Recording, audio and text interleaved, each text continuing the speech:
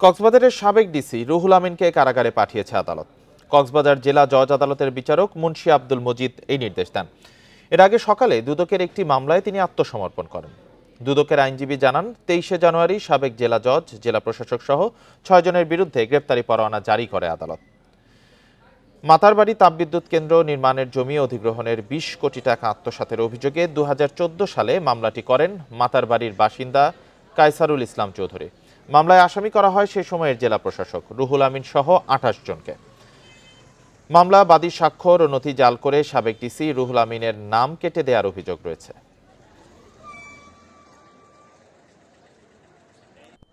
দুদকের পক্ষ থেকে মামলার গুণাগুণ তুলে ধরেছি।